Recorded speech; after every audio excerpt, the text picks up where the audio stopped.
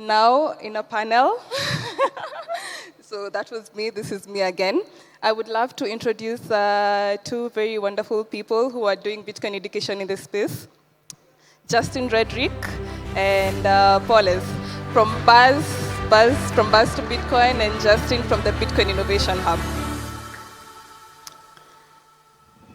Yeah, thank you so much, guys, for honoring our invite today. I would like to maybe start with Justin. You can give an introduction of yourself and what you do in this space.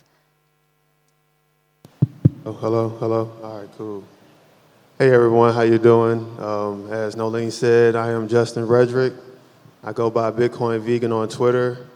And what I do in the space, I am a co-founder and executive director of a nonprofit by the name of the Bitcoin Transformation Community. And I'm an educator. I'm an educator. And I'm going to pass the mic to Paulos. Oh, my bad. Can you guys hear me? My name is Paulos Barre. A systems engineer by trade. I actually worked in higher education before I got into Bitcoin, so a little bit serendipitous. I'd been building systems for universities, and I swear I never thought I'd get back into education, or higher education at that, but here I am. I think it's more important to be teaching financial education. So one piece of education that I think that most of us missed out on early on in our lives, unless we had a parent or family member. So that's a bit about me and my background. And I'm the CEO of the Bitcoin Innovation Hub, sorry. Okay, great. So maybe I can start with you, Paul. And Paulus, can you share like a personal story or key moment that had you focusing on Bitcoin education? You mentioned that you weren't really sure you'd get back into the education space. So what was the key moment for you that switched on the light bulb to come back? So I'm new into the Bitcoin space. I joined in around 2022, right after COVID. Like many, speculatively, I thought Bitcoin was a way to make a lot of money. And soon I found out through following folks at the HRF, Alex Gladstein, that it was a financial freedom tool. So I also founded a nonprofit organization that raises awareness around a dictatorship in Eritrea.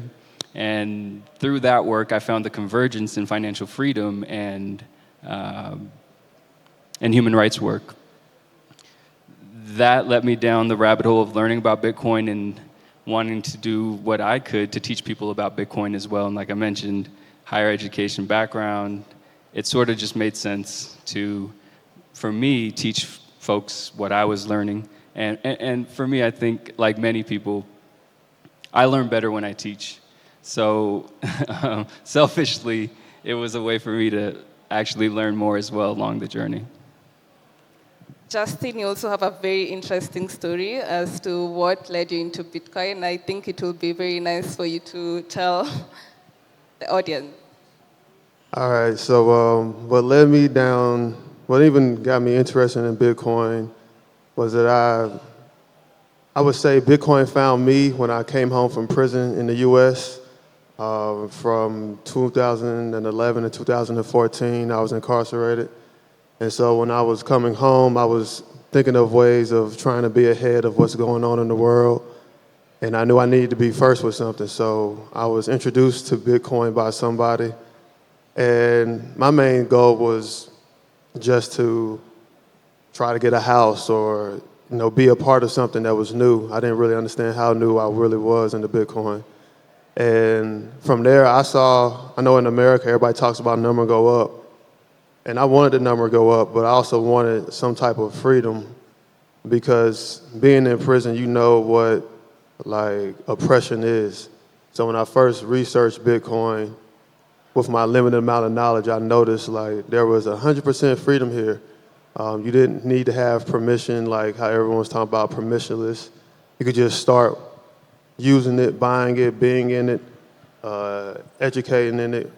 You didn't have to go through college again because I don't believe in taking on more debt to get paid a little bit of more money. And I didn't have to be some accredited investor. I could just start buying with what I can, and I was committed to learning the ropes. over and over and over again until I got it right. Yeah, maybe I can go back to you again. So from incarceration to teaching about Bitcoin, education about Bitcoin, how exactly have you been carrying that out, Justin? Oh, okay. How have we been carrying out? All right, so first things first, let me say this. Without the Block Discovery Grant, our nonprofit, Bitcoin Transformation Community, would not be able to do any of this. The Discovery Grant is the only grant we've received funding from in the entire space. And what we do, how we carry that out, is we conduct workshops inside prisons in America. We've gone to Colorado, Texas, Michigan, and between those few states, we go in and we educate them. And the reason why was because as much as we talk about mining and how mining uses wasted or stranded energy to mine Bitcoin, we have a lot of wasted human capital energy in prison in America. So within that, I was just thinking, how do you bridge the gap? And I've done a lot of education places in certain environments in America, and people love the thought of Bitcoin, but they don't really have a job to go buy Bitcoin. So from noticing that, I was like, well, how can we create jobs for people to then go buy Bitcoin? Because like Femi and everyone else has said, like just saying Bitcoin fixes everything, it's not gonna fix everything if I can't buy basic necessities. So our one way of conducting and carrying out that education right now is by going inside prisons in the U.S., educating them, and allow them to know that there's an industry that's willing to have you when you come home. Maybe Paulus, I know the Bitcoin Innovation Hub. I had the pleasure of knowing about it even before it began. You also have a unique way of carrying out education. Can you please expound on how you go about it? Yeah, so the Bitcoin Innovation Hub is located in Kampala, Uganda, and we do education the same way that most people do in education. It's teaching people about wallets, how to use them, how to send and receive money, but we don't stop there. We try to make sure our folks, our students, as well as our staff, understand not just the importance of Bitcoin and financial literacy and financial education, but if they're students specifically, we want to help equip them with skills to empower them to earn Bitcoin and to earn money and to change their lives. We don't think that education is maybe the most impactful thing in the world, but it is an impactful step, both at the community level, institutional level, and government level as well. It's a step. I don't know if it's the first, second, or third step, but it's important. And yeah, so like I mentioned, we try to empower folks. We give them practical skills, whether it's hair and makeup, beauty, tailoring, simple skills. And as far as technological skills, engineering, cloud computing, network engineering, and we hope to have sort of a flywheel effect where our students come back and work with us to create products, build applications, and from there, further develop the Bitcoin ecosystem. Maybe Justin, you've mentioned that there's human capital in prison. So maybe you can expound to us the impact that this has had on the people that you have been educating.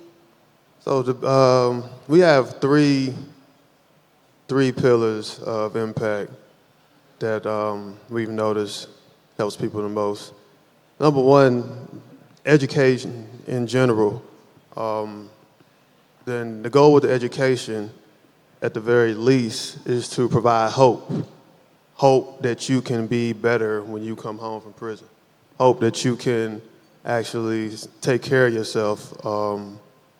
Hope that, I understand it's going to be a hard road when I come home, but I can really pull myself up with my own bootstraps. We say that a lot in America, but Bitcoin does help you with that. Number two, providing a skill with mining repair.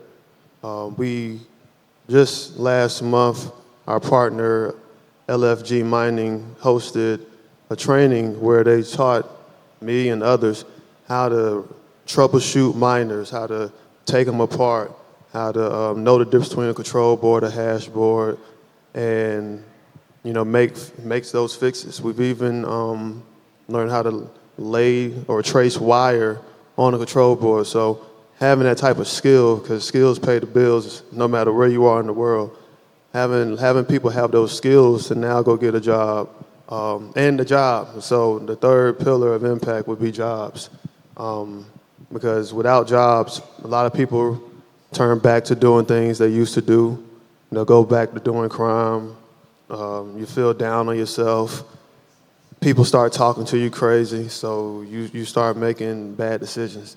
So between education, mining, technical repair, and job placement are our three ways of impacting our participants. And I don't know whether you mind talking about this. You mentioned crime, and you've had quite an experience in Nairobi. If you can maybe go ahead and maybe this can give us a wake-up call on how we can be able to maybe use Bitcoin to, enlighten Kenyans. So you want me to tell you what happened? Go ahead, feel free. So, all right. My first night here in Kenya, in Nairobi, on Friday night, I was kidnapped and held by, and extorted for money by the Nairobi police. I was leaving the club, and I should have not left by myself, but I was trying to walk and find a ride home, and what happened was these two women tried to hop in a car, and I was just like, bro, I'm not trying to take nobody else home. So we had a commotion, and I don't know who called the police, but then the police showed up and they said, we're going to take you to jail. And I was like, what the fuck? How am I going to go to jail? And then my mind was racing, bro, I'm not going to jail in Africa. I'm not trying to go to jail, period, but damn sure not trying to go to jail 7,000 miles away from home. I'm not trying to get killed, and if this gets real violent, I'll probably never make it home. So I was just like, shit, bro, what can we do? I know what you want, so what's up? And so they put me in the car. One cop was to the right with this huge gun between his legs. Then they had this woman sit on me to make sure I don't jump out the car. And they had two other people in the front seat. And so we driving around, my phone was dead, and I was like, bro, if you want money, you got to turn my phone on, go charge it somewhere. They charged the phone. And then I went to an ATM, took out some money. They said, we want more money, we want money. I'm like, God damn. So in my head, I'm thinking all right, I said, all right, let's go to another ATM. And I had read a book a long time ago called Never Split the Difference by Chris Voss. He was a hostage negotiator for the feds. And I met his assistant, and he talked about how they would talk kidnappers out of hostage situations. And so all of this started coming to me in my head. I'm just like, well, you're going to have to keep them talking, keep moving, do something. So eventually, we go to another ATM, and they're talking in what I believe to be Swahili. And they said, well, we're going to lock you up. We're going to do this. We do this. And then I just started realizing, I'm like, these people not going to kill you, Justin. So you can get out of this, but we're not giving them no more motherfucking money. I don't mean to cuss, but this is what I'm thinking in the moment. And so I looked at him. I said, hey, yo, nobody who's talking to you in this car has the money you want. You better off listening to me, and I'll get you the money you want. I said, I haven't lied to you yet, So we went to another ATM, and luckily there was some security there. I didn't trust them in the beginning neither, but after a while, I gained their trust, they gained mine, and the police and whomever, they drove off, and I was able to get a ride home in the Uber from the security. And I had a few people look it up, and a lot of that corruption and stuff comes behind people don't get paid enough, they don't make enough money. All crimes, like we said, even in America abroad, majority of crime is behind money. And it was a real eye-opening experience in Nairobi.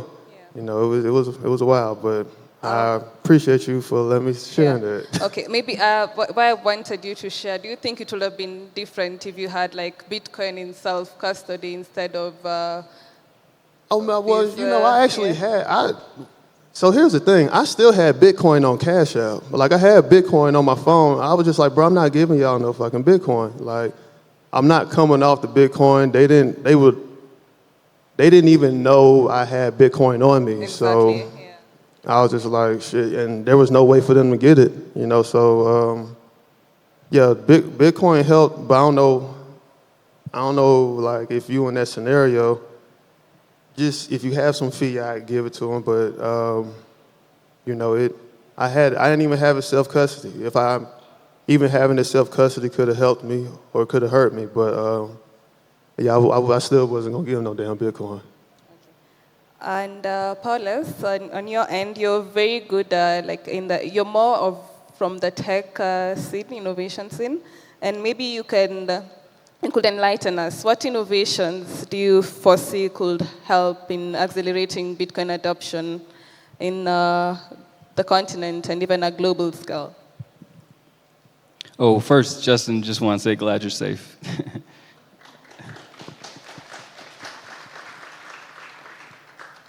As far as innovations in education or just through Bitcoin in general, we use BTC Pay Server. It's open source technology, and I feel like it's a pivotal tool for accounting, especially for schools and the way in which we use it. I think it's probably the future of ERP solutions when it comes to businesses as they continue to expand plugins and solutions on their product. Outside of that, I love what OpenSats has been doing with funding educators through their grant for education and how they've open sourced Bitcoin education. Me Premier Bitcoin, for example, John, who's going to be speaking later, how they have open sourced education and made it available for anyone to teach Bitcoin education as well as financial literacy all over the world. I think those innovations that currently exist are pretty great, and I don't think we should look over them. And I think they're going to continue to expand as people continue to fund these projects and more folks continue to get involved and iterate on top of them. Like I mentioned, for us, I think we're doing something that's somewhat novel in using BTC Pay Server to sort of host our on-campus transactions and payments. The same way a university would have a university ID card, we top up or give students cards where they can load up Bitcoin and use it on campus. So our Bitcoin continues to circulate within our institution and students get more familiar with it. And at the same time, we have an accounting tool to keep track of all of our spending and whatnot. Justin, I'm really sorry about the experience in Nairobi as well. And I really hope you can get to enjoy your stay in Nairobi going forward. And maybe if you can give the audience one key takeaway or action item that they can remember when it comes to the Bitcoin. Well, I don't have as far as Nairobi, I don't have too many nice words to say right now. It's not the people, but you know, it'll be all right. But you know, to answer your question, something that's important is like audience crossover. When you're educating people, you're probably able to use this. You could use the same content for adults. I mean, you could use the same content that you give like children for adults, because everyone is really new into the space. Bitcoin is only, like 16 years old. So everybody is coming into it through like an infancy stage. and really just need a lot of different forms, platforms, and ways to get the information out to people. So that'll probably be my only.